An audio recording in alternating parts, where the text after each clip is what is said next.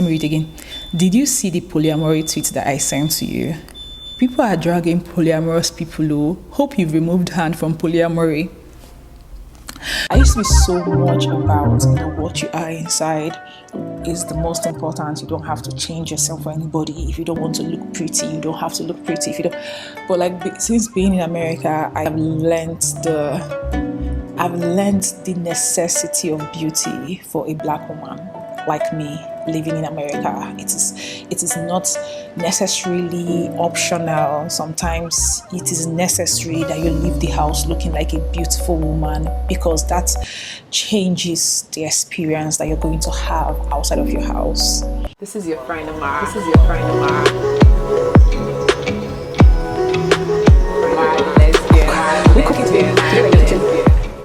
I'm shy.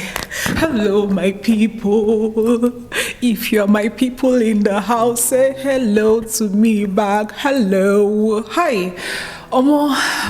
Honestly, hi. Let's just start from hi. I know it's been such a long time since I posted last on YouTube, and I've explained severally on my Instagram live why this is so, and I could explain again right now, but I'm sure you don't want my explanation. I'm sure you're happy to see my face the way I'm happy to see you, and I'm happy to see your view, and I would love to see your comments. So I'll be happy to read your comments. So yeah, hello people.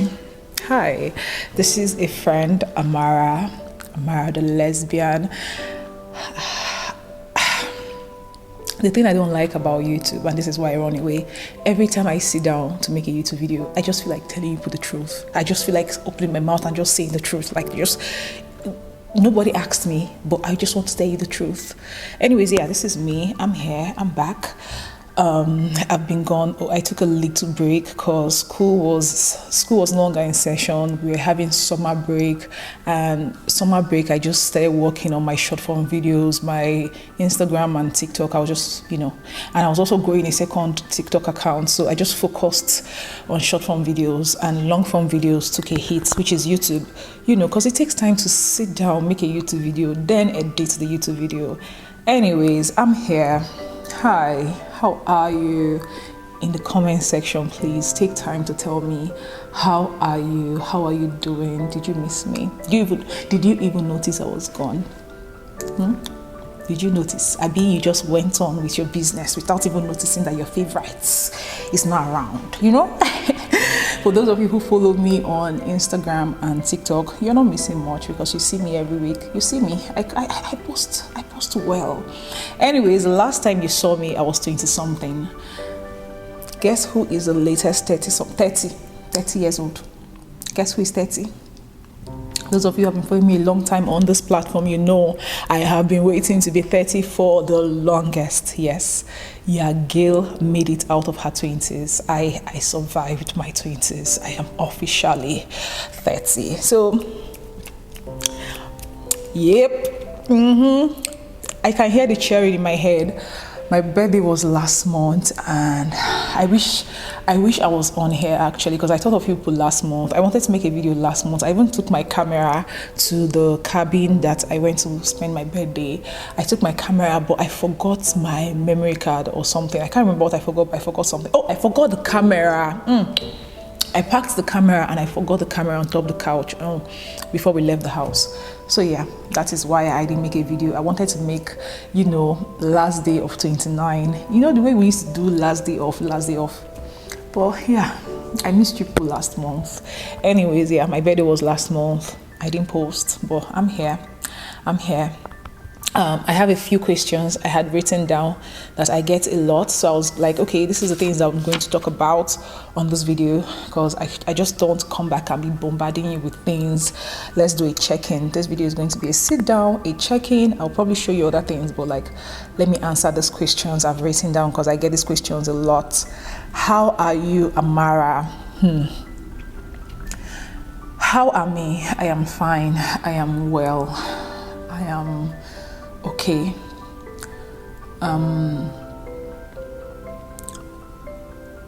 A lot of things that I'm experiencing right now, I couldn't have imagined However, I would like to say I got prepared as much as I can, but I didn't prepare enough because, yeah,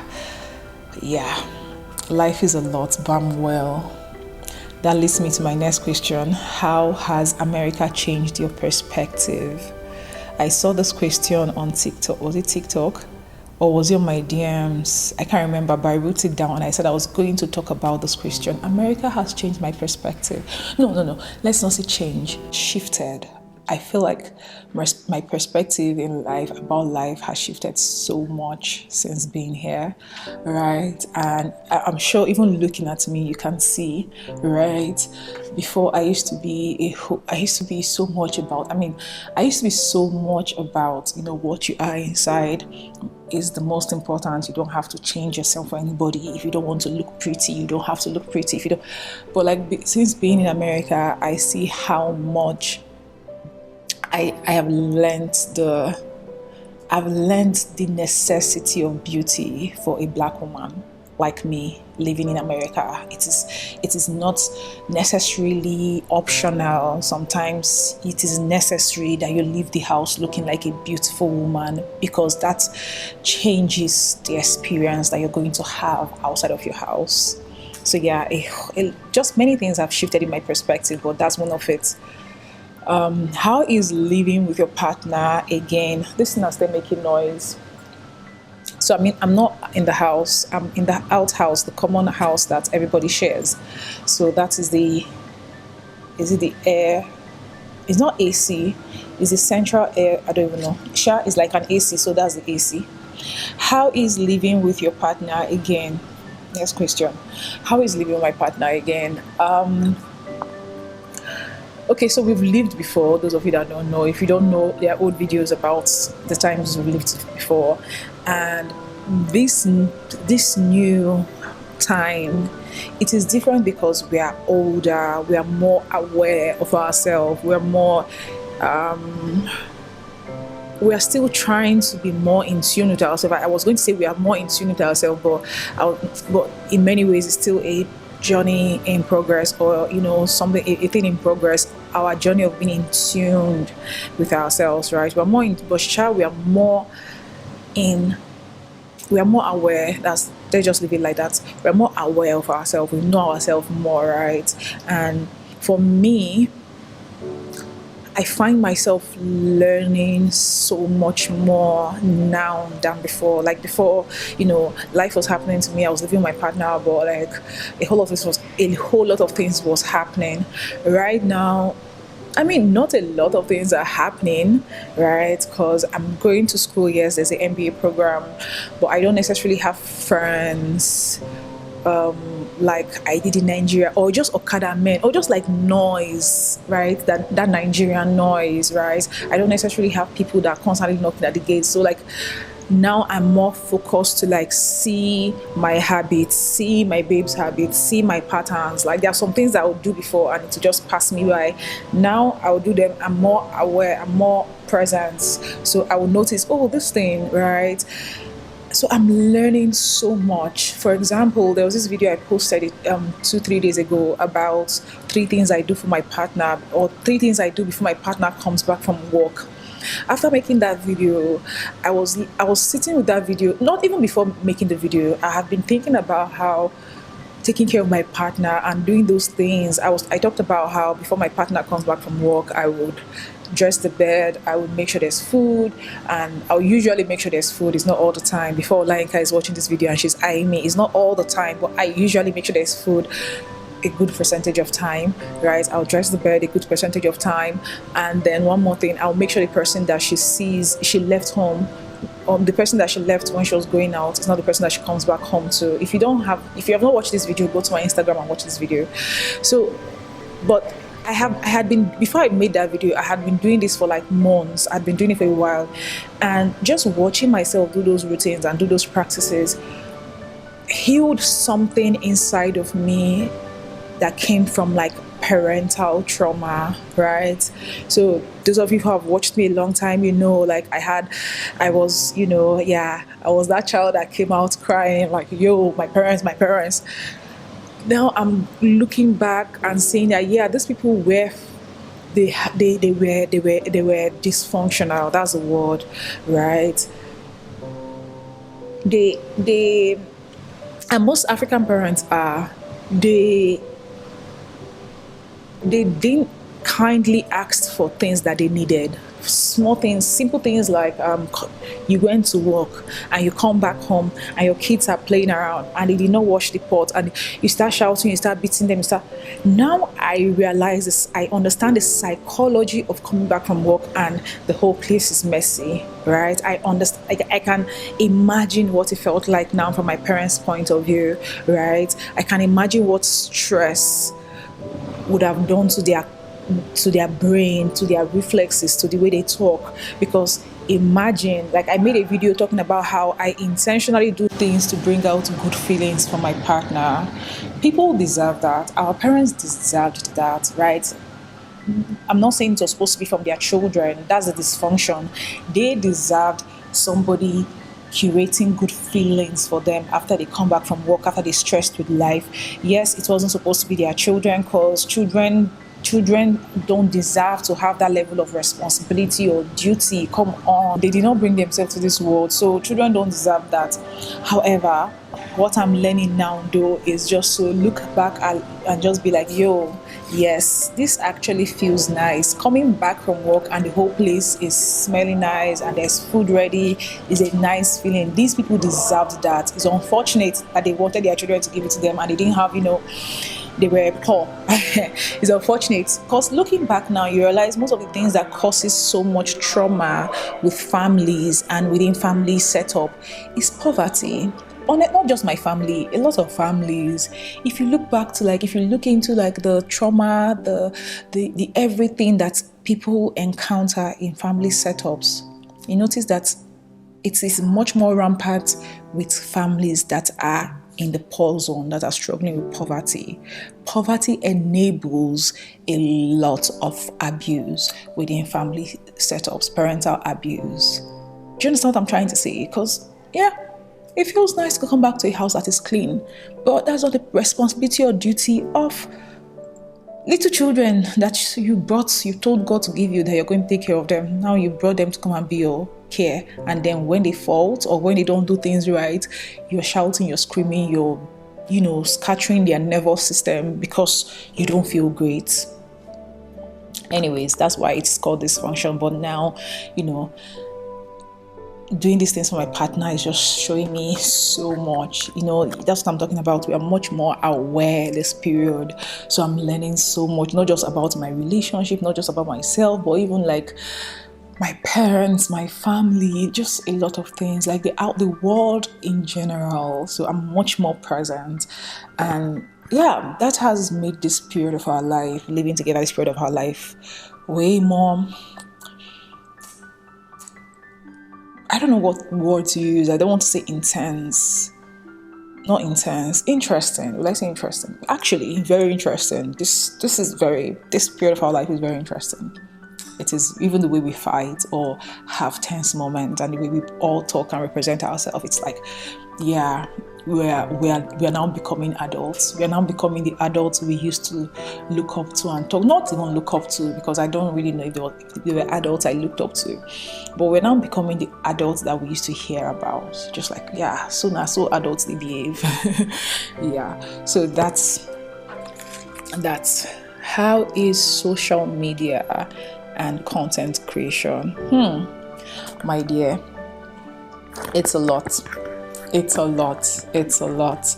When I was in Nigeria, I had the problem of not being able to work with brands because I'm this lesbian girl now. I'm a lesbian. I talk about being a lesbian. I shout with my mouth, lesbian. So most brands didn't work with me. Most Nigerian brands did not work with me. Most brands that worked with creators around my what's the word? My range. They didn't work with me. Now I left Nigeria. I've worked with a few brands, yes. However, I am learning, even with the campaigns I did and with the work and the project I've worked on. There's one thing I learned, right? And I learned this accidentally because I don't used to pick up on things fast. So there was this time somebody had shared like her rate card with me and shared like her rate for a particular project with me. So, and we're doing a project together, right? So, and this is a long story, it influenced my rate, the rate I asked the brand, right? And they told me they couldn't afford to pay me that. And the amount they gave me was like, if you divide what that person had told me that the brand paid, not just that is her rate. This is the rate she asked. That was what she asked, and that's what she was giving, right? Not just the amount I might confuse you with my story. The amount that they offered me was like 1/3, like 1/3 of what she was getting, the other person was getting. And yes, she's not African. Yes, she has long hair, she's skinny, she's beautiful, right? So what I'm learning now is what you look like determines, or what I'm experiencing now is what you look like determines how much you're getting paid. And if brands even want to work with you, you make like really great videos, tag these brands, reach out to these brands, write this proposal to these brands, and nothing. And then you see that they've worked with somebody, because I'm that kind of person. I investigate, who are you working with and what is the difference between me and this person. That is when I found out that most of the brands I was hitting on were not working with creators that look like me. So now it's not just I'm not getting paid because I'm a lesbian. I'm not getting paid. I'm not getting paid. I'm not getting paid because I'm a lesbian. No, I'm not getting paid because, yeah, exactly. You understand? So America is a different ball game entirely. It's a different market. Like I have never seen a place like this in my life. It is it's a slow moving madness. Like it is madness, but it's slow, gradually moving. I wouldn't even call it madness, like for lack of a better word, chaos. Because it's like so much happening at the same time.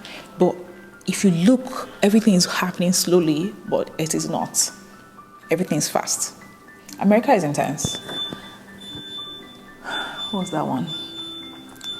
America is intense. That's all I can say. But content creation, social media, I'm still figuring it out. I'm still figuring it out. I'm still doing my best. I'm still showing up. I'm still researching. I'm still learning. I'm learning. So yeah. And those of you who follow me on Instagram and TikTok, I've been doing my best. So yeah, that's how it has been. When it comes to family, do you think being successful affects being accepted as a queer person?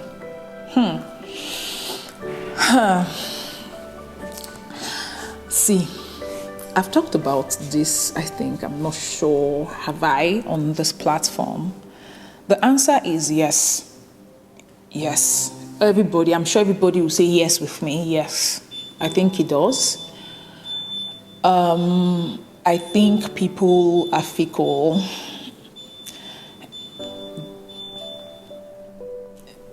I think it's in the very nature of people to be fickle, to like gravitate towards something that is shiny or towards something that looks good, right? However, I'll say, I really want to leave it at that and say, but however, because I know I went through different stages with my family, so I can speak on this. However, it's not just about being successful. I don't want you to just go now and just start being successful, just rushing to be successful because you want family acceptance. The thing about that kind of acceptance is you might resent them. You might wake up some days and you're just mad because deep down in your heart, you are feeling like, these people accept you because of your money. So you'll just be angry. They will call you and you not pick up, right? You have a turmoil of emotions, right? Let me give you an example. Oh, let me not give you an example, so I'll not confuse everybody. Let me just continue my train of thought. You just have turmoils of emotions. You understand what I'm saying? One thing I know is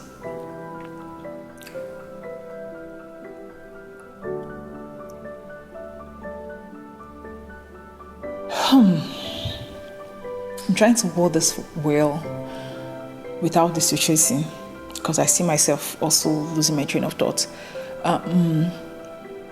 One thing I know is intention shows, right?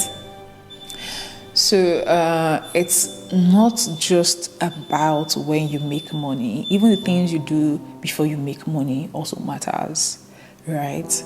Take me, for example. My parents and I went through a very stressful period of time. However, my intention was I had siblings. I'm the first daughter of 7 children. I have 5 younger ones that are close to me, right? And I never wanted to lose connection to them. So I was grounded in that intention. No matter what's happening to me and my parents, I kept telling myself, if I run away, these children, like my younger ones, would not have someone to even, because I know where I'm coming from. I come from a lot of ignorance. The things I know today, I am the cumulative result of everybody I've been with, or everybody I've known, everybody I've met, everybody who has been inside of me. Like, people impacted into me on, and then informations, education, traveling, places. These things impacted me so much that I became this person. I remember the house I came out from. I know, that's what I kept telling myself, right? That I know what is raising these children. I know what they are hearing. So if I leave, there's nobody that is going to tell them these other things that I learned from outside. So my intention was to stay close. And I did everything I could, even as much as forgiving when it was painful, just forgiving before I was asked for forgiveness, right? Forgiving, and just, I knew my family would not physically hurt me, right? So I went to their house. I forced myself. I took their food. I ate their food. Like, those of you remember, I'll go to the house. I'll carry food. I'll greet you. If you like, answer me. If you like, don't answer me. I'll carry food. I'll eat food. I'll ask my sister how is assignment, how is her homework. Like, I will say I forced myself on my family. Before they accepted me, I forced myself on them. And that is not the possibility. That is not possible for everybody, because for some people, especially Africans, your family can kill you. They will beat you up. So I don't advise. But you that know your family, that gauge your family, if this can work for you, what is your intention with these people? What do you want from them? You have to ask yourself, why do I even want your acceptance? Why do I want you and you and you and you? Intention would guide how you navigate, even when you don't have money, even as you're climbing your ladder of success. It will guide where you keep your family, what you need them for, like things like that, right? Another thing I'll say about family is, last, people like good thing. So whether I'm money, whether I'm handwork, whether it's good vibes and good energy, be a good thing. Be a good thing to yourself. And if you have capacity to share that good thing with your family, you can.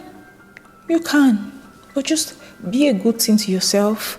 Protect that good thing that you are, because it takes a while to build good thing. You plant it as seed, you water it. It takes a while to build, to grow all the things that you are.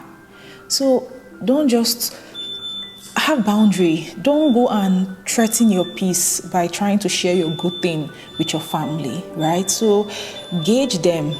If sharing does not work with your family, cut them off. Cut everybody off with scissors. But if maybe sharing with your family helps them, sharing with your family enlightens them. My family, sharing with them coupled with my Instagram, my social media presence, and then other people's influence, because people will watch me and then come to my mom. I'm like, I watched your daughter, she's very brave. Even other people's acceptance influenced my family's acceptance. So your own might not be the same. Just gauge your family, gauge yourself, ask yourself, why do you want these people?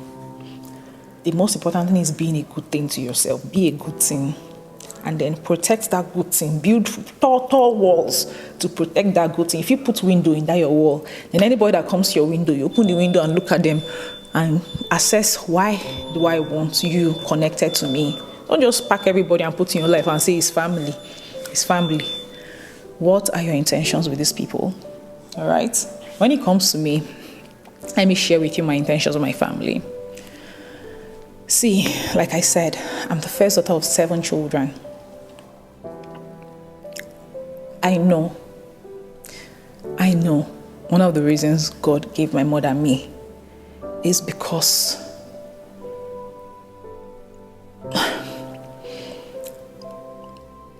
of the way I teach, because of my innate need to teach. Because I'll tell you, there's none of my siblings that I have impacted in that stayed the same. None. My siblings will tell you, there's none of my siblings that's connected to me, that talk to me, that share their problems with me, and then have me impact to them that stay the same. So, for me, I am a teacher. I teach. I love to teach. It makes me way more alive. Like, I wake up when I'm explaining things I understand. I see myself just open up more because, wow, you've asked me to explain this thing to you and I understand it, so I'll explain it. Oh, by the way, I have a page on Instagram called Amara's-plaining. Oh yeah, it's a page for, if you want to just go and check it out. Let me not disturb us in this conversation. Anyways, so for me, my intention was, I had this innate need to just share the knowledge I had with my family, especially my siblings, because I knew that the places I got this knowledge from were so vast, they were so different. Like, who won't go teach? Who won't teach them? Should they go and look for their own knowledge? And some of the places I got this knowledge is from hurts me. So I didn't want my siblings hurting to learn. So I knew I wanted to share the knowledge I had with them. So that was one of my intention of staying with my family and just forcing myself with my family. So you have to just ask yourself, what is it for you? Why do you want these people around you? Why do you? Even with all of that, trust me, my family and we have boundary. I have boundary with my family. I have, oh yeah. Because they pick peace for road. Peace of mind, they pick them for road. It's hard to build. It's hard to grow. So I have boundary with everyone. Anyways, yeah, my battery is already, I don't know why I start making video and the battery is not plenty and I just bring it. And anyways, last question. Did you see the polyamory tweet that I sent to you? Let me read it again. Did you see the polyamory tweet that I sent to you? People are dragging polyamorous people. Hope you've removed hand from polyamory. Somebody that I'm friendly with, we are friendly, sent me a tweet that says, I hate polyamory, I hate polyamory, I hate polyamorous. No, I hate polyamorous people, I hate polyamorous people, I hate polyamorous people. And I laughed because I understand. No, the answer is no. I have not removed my hand from those people. However, if you ask me right now, are you practicing polyamory? I will tell you intellectually, I am polyamorous. Physically, I am monogamous. But I operate and think and dissect my feelings like a polyamorous person. I hold space for jealousy and intense feelings the way a polyamorous person would, right?